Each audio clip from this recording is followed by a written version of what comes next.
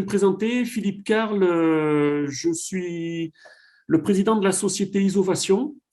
On est basé à Avignon depuis 1990. Isovation est une entreprise qui fabrique un matériau isotherme.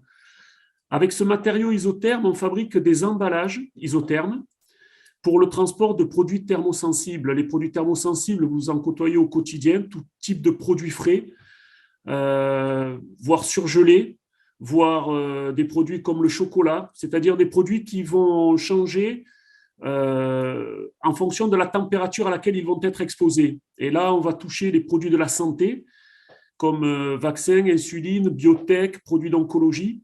Donc voilà, nous, notre métier, c'est de fabriquer des emballages isothermes. En tout cas, ça l'était, ça l'est toujours, je vous rassure. Fabriquer des emballages isothermes pour les plus grands labos pharmaceutiques qui transportent leurs produits de santé thermosensibles, mais également les professionnels de l'agroalimentaire pour transporter tout type de produits frais et de plus en plus une casquette dans la logistique, une casquette de plus en plus présente. Donc voilà, Isovation, c'est 14 personnes, 3 millions d'euros de chiffre d'affaires, la quasi-moitié du chiffre d'affaires fait à l'export, puisque là, on a la particularité que tous nos emballages que nous livrons à nos clients sont livrés à plat. Est-ce que tu peux évoquer avec nous l'organisation commerciale de l'entreprise, à la fois initialement quand vous vendiez un produit, et puis surtout aujourd'hui, comment elle a évolué au sein d'Isovation dans cette transformation, trajectoire que vous avez pu initier? Il est important aussi de rappeler, c'est que lorsqu'on a pris notre trajectoire EFC, on a pensé que créer une société en parallèle qui ne présentait une offre que sur le modèle EFC, c'est-à-dire la performance de l'usage, ça allait réussir. En fait, ça n'a pas réussi. Cette entreprise, elle se voulait être la réunification de l'écosystème qui, au lieu de vendre un emballage isotherme, allait faire baisser les risques de rupture de la chaîne du froid. Donc voilà notre offre, on est passé de la vente d'un emballage isotherme à une société qui fait baisser les risques de rupture de la chaîne du froid. Donc dans cette nouvelle société, on a intégré pas mal d'acteurs pour créer cet écosystème au niveau de la formation, former nos clients donc aux bonnes pratiques de distribution des produits de santé, auditer nos clients, mais également leurs partenaires, cartographier les risques de rupture de la chaîne du froid. Cette société a également développé des objets connectés.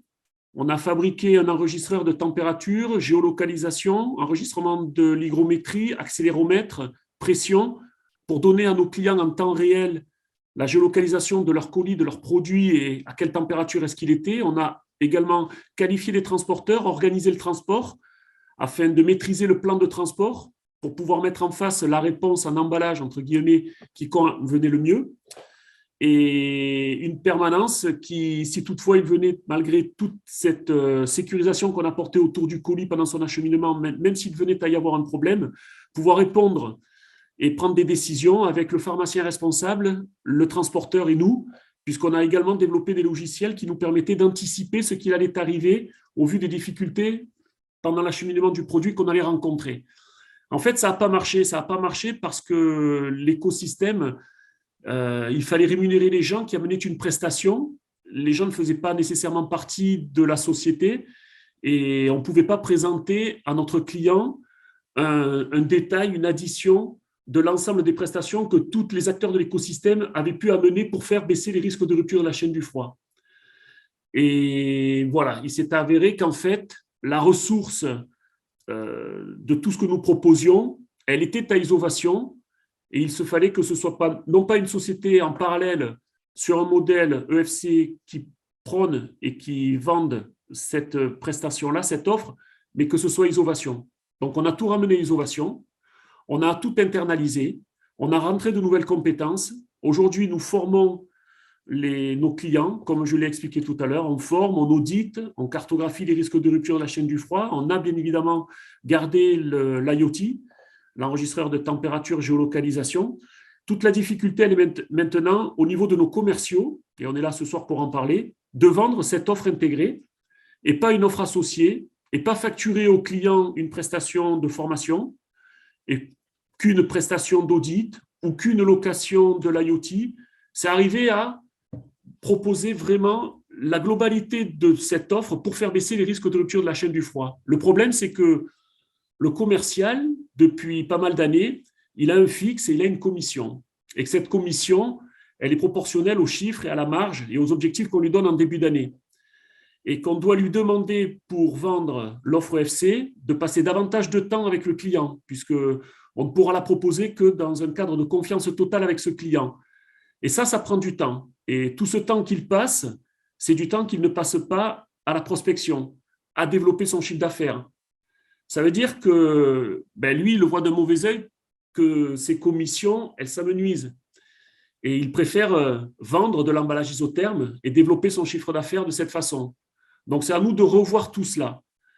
En fait, on s'est rendu compte que de la même façon que nous investissons dans de la R&D pour développer de nouveaux matériaux isothermes, dans de la R&D sur de nouveaux produits, comme on en a parlé, de l'IoT, les enregistrements de température, il faut investir sur le poste commercial et être prêt à lui donner autant que l'année précédente, alors qu'il fera peut-être moins de chiffres, il développera moins de nouveaux clients. Donc, c'est un investissement qui est à faire et c'est ce à quoi nous réfléchissons. On va intégrer donc 2 commerciaux cette année, 2 nouveaux commerciaux, un de façon plus traditionnelle pour amener du volume, et parce que prendre une trajectoire OFC, ça ne veut pas dire arrêter tout ce qu'on faisait avant. Ce qu'on faisait avant, vendre des emballages isothermes, ça reste, entre guillemets, il n'y a rien de péjoratif là-dedans, la vache à lait de l'entreprise. Par contre, il y a un autre commercial qui doit rentrer et qui, lui, doit être davantage un apporteur dans la maîtrise d'œuvre. C'est une personne qui aura en charge de développer des projets en externe, mais également des projets chez le client. Et c'est là que l'on pense avoir trouvé le commercial qui pourra promouvoir et vendre l'offre EFC. Le budget R&D qu'on a mis sur le commercial, on l'a mis initialement sur le commercial traditionnel. Très difficile, un commercial traditionnel avec une certaine ancienneté, habitué à toucher un fixe et une commission, de lui mettre en face le même salaire sans que le chiffre suive, sans que le développement de nouveaux clients suive également. Même lui ne le comprend pas. Donc, on a fait cet investissement qu'on a pensé être un investissement de R&D sur le commercial qui n'a pas été vraiment probant. C'est pour ça qu'aujourd'hui, on essaye autre chose. Ça démarrera à partir du mois de septembre. Ça sera un commercial qui ne sera plus rémunéré avec un fixe et une part variable, mais qui sera rémunéré donc sur les affaires qu'il prendra en compte chez le client et qu'il développera chez le client pour aller vendre autre chose que de l'emballage isotherme, mais vraiment travailler avec le client sur les gains qui sont à faire en faisant baisser les risques de rupture de la chaîne du froid. On a la chance d'avoir une société avec laquelle on travaille pour trouver du personnel qui justement recrute sur les critères que tu as évoqués, savoir-faire et savoir-être, et pas nécessairement sur un CV que la personne soit un très bon commercial aux dents longues. C'est vraiment une personne qui aura un terrain propice à y développer l'EFC. Voilà, donc c'est quelqu'un qui sera sensibilisé à tout ce qui touche au développement durable, sensibilisé aux valeurs qui nous font adhérer à l'EFC aujourd'hui et qui font que vous tous, vous êtes dans la salle. Donc voilà, il faut que ce soit quelqu'un dans lequel on va se reconnaître et ça va dépasser vraiment le cadre de commercial. Toute cette valeur dégagée, tu ne la trouves pas avec l'acheteur, chez le client. Lui, ce qu'il veut, c'est un emballage isotherme le moins cher possible. Donc, il faut aller chercher d'autres personnes. Il faut aller chercher d'autres gens. Il faut aller chercher le risk manager. Il faut aller chercher le responsable HSE. Il faut aller chercher d'autres personnes au sein de l'entreprise qui n'existaient pas il y a encore une paire d'années, 5 ans, mais qui aujourd'hui sont en train d'être créées. Ce sont des valeurs qui aujourd'hui, avec les nouveaux entrants dans l'entreprise, les nouveaux diplômés sont de plus en plus compris. Donc, oui, le champ des possibles est en train de s'ouvrir, c'est long, mais voilà, donc déjà, c'est bien identifier les acteurs, les interlocuteurs, les personnes avec qui tu vas parler chez ton client, parce qu'ils seront nombreux, il n'y en aura pas qu'un seul.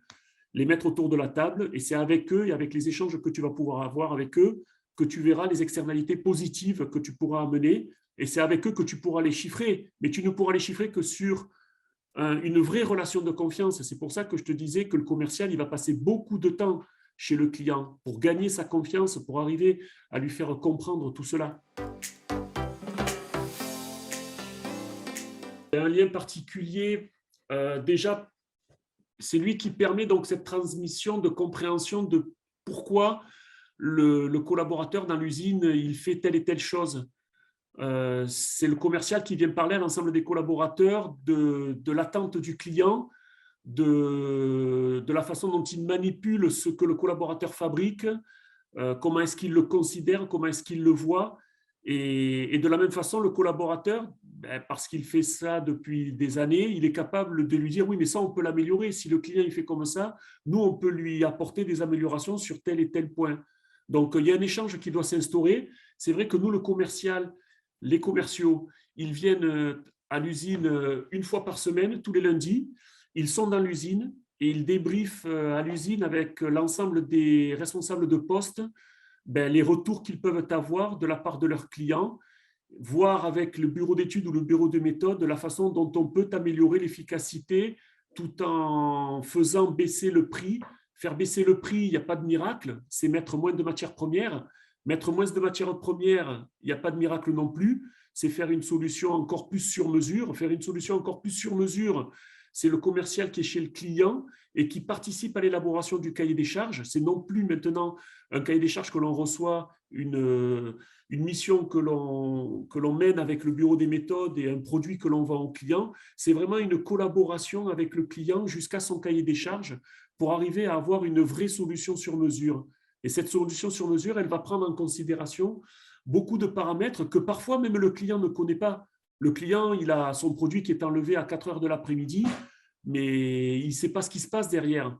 Et quand on gratte, qui c'est qui a enlevé le colis, où est-ce que le colis a été amené, dans quel hub il va aller derrière, comment est-ce qu'il va faire son acheminement, va-t-il utiliser du multimodal? Quand on répond à toutes ces questions-là, on définit un plan de transport le plus précis possible qui nous permet de faire une vraie solution isotherme sur mesure derrière, moins consommatrice de matières premières et plus efficace. Et bien sûr, mieux margé en plus pour nous, moins cher pour le client et moins génératrice de frais également, de frais de logistique pour le client. Donc tout le monde y est gagnant.